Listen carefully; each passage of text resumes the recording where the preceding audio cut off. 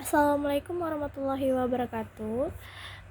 Sebelum itu saya di sini ingin berceramah atau menjelaskan tentang materi GNRM, yaitu Gerakan Nasional Revolusi Mental, yang mana materi tentang bahayanya radikalisme bagi generasi muda. Sebelum itu, tak kenal maka tak sayang. Izinkan saya untuk memperkenalkan diri saya. Baiklah, perkenalkan, nama saya Ermayani dengan NIM C1C021255 dari Prodi Akuntansi S1 R15, Fakultas Ekonomi dan Bisnis.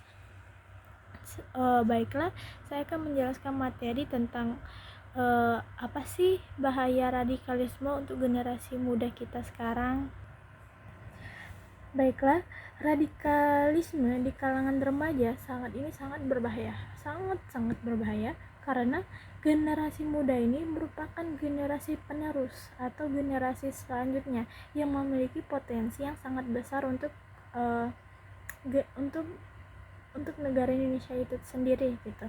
Jadi radikalisme ini banyak menyasar pada kaum muda, karena kaum muda itu memiliki gairah yang untuk mencari suatu hal yang baru.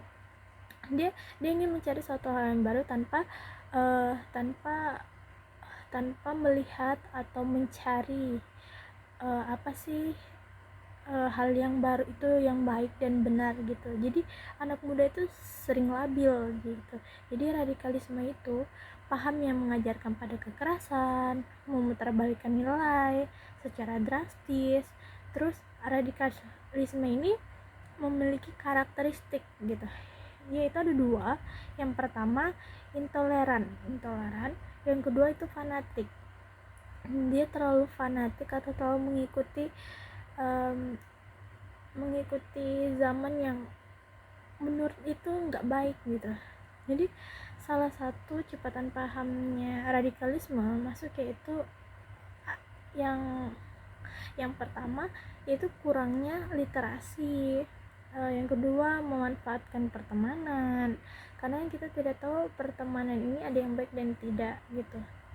Terus menciptakan suatu kekhawatiran gitu. Terus radikalisme ini sangat berbahaya menuju jalan sesat atau berpotensi merusak gitu. Jika mahasiswa atau generasi muda ini dia memasuk atau terjerumus ke radikal, itu tentu sangat berbahaya bagi generasi penerus atau generasi muda.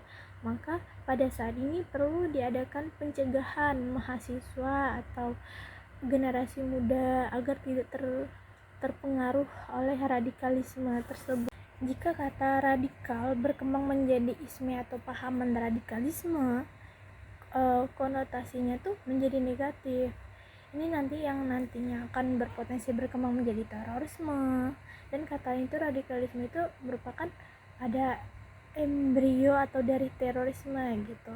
Jadi terorisme itu adalah perbuatan yang menggunakan kekerasan atau ancaman kekerasan yang menimbulkan suasana teror atau rasa takut secara meluas gitu.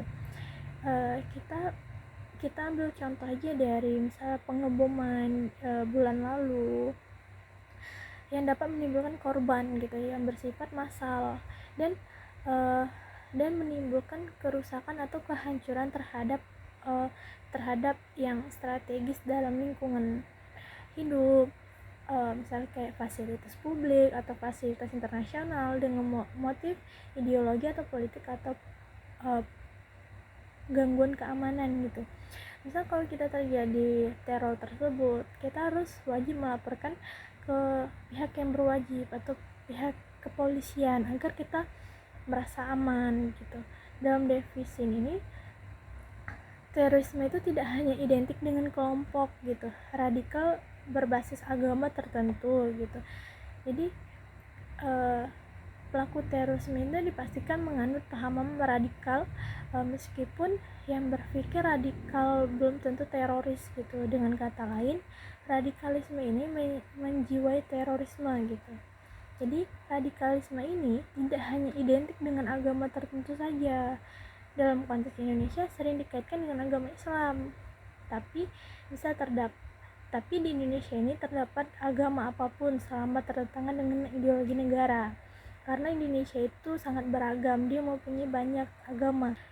Dalam konteks sosial, politik, radikalisme muncul karena adanya politisasi agama atau pemahaman agama yang disorti oleh kelompok radikal, misalnya kemiskinan, kekecewaan sosial, hingga kesenjangan sosial dalam konteks kapitalisme gitu.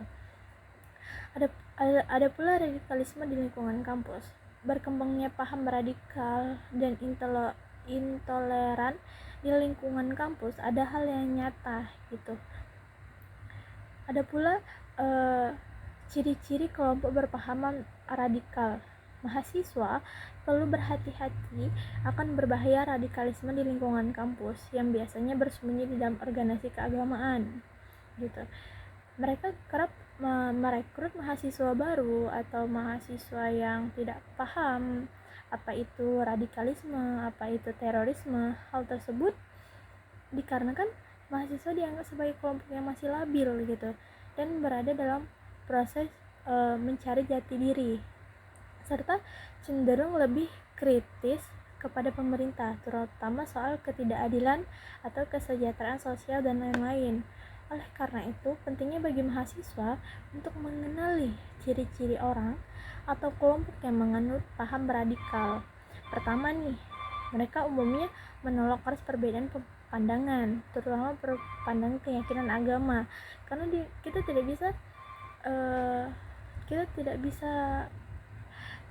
bisa menganggap bahwa di Indonesia cuma agama Islam doang gitu, karena di Indonesia itu kita menganut banyak agama, jadi kita harus menghargai dan menghormati pandangan agama orang lain gitu.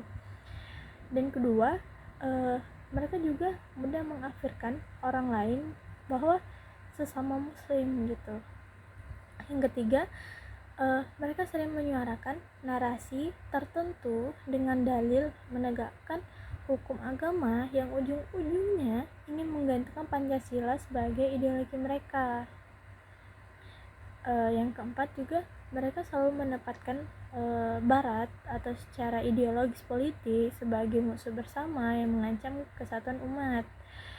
Yang kelima, mereka juga kerap mengajak anggotanya untuk melakukan kajian atau diskusi keagamaan secara tertutup gitu. Yang terakhir, mereka selalu mengaburkan atau mendistorsikan bahwa menghilangkan sejarah bangsa serta mengajak targetnya untuk meninggalkan budaya atau kearifan lokal bangsa. Jika bertemu dengan orang-orang tersebut, kita harus waspada. Bisa jadi ia juga bagian dari kelompok radikal atau sekelompok terorisme, dan segeralah menjauh dan laporkan kepada pihak yang berwajib gitu. Yaitu ada juga strategi pencegahan radikalisme di lingkungan kampus nih. Dalam upaya membantu pemerintah untuk mencegah penyebaran radikalisme atau terorisme di lingkungan masyarakat, kita harus sebelum di lingkungan masyarakat kita harus membantu pemerintah untuk mencegahkan di lingkungan kampus nih. Yang pertama itu kita memberikan mahasiswa pembekalan atau materi suatu dalam nilai luhur agama dan ideologi Pancasila agar mahasiswa ini paham apa itu radikalisme, apa itu bahaya radikalisme gitu. Yang kedua, melakukan filtrasi terkait penerimaan atau dosen, karyawan, dan mahasiswa yang wajib memiliki wawasan kebangsaan yang tidak tertentang dengan ideologi. Ideologi kita itu ideologi Pancasila, Undang-Undang Dasar 1945, Bhinneka Tunggal Ika, dan NKRI. Yang ketiga, melakukan program pendampingan UKM dan setiap kegiatan mahasiswa oleh dosen dan kompeten. Yang keempat juga membangun kerjasama antar perguruan tinggi dengan organisasi keagamaan yang bersifat moderat untuk kontrak radikalisme dengan menebarkan wawasan keagamaan yang menginklusi keberagaman. Yang kelima, mengiatkan diskusi untuk melatih cara berpikir kritis dan konteks ilmu supaya mereka tidak mudah dipengaruhi oleh pahaman radikal. Yang keenam, membangun kerjasama dan instansi terkait pencegahan penanggulangan radikalisme di kampus. Mungkin sekian yang bisa saya sampaikan. Semoga materi atau penyampaian saya sampaikan semoga bisa bermanfaat bagi kalian semua. Jika ada kesalahan kata mohon dimaafkan karena saya hanya manusia biasa dan saya juga masih belajar. Saya akhiri. Wassalamualaikum warahmatullahi wabarakatuh.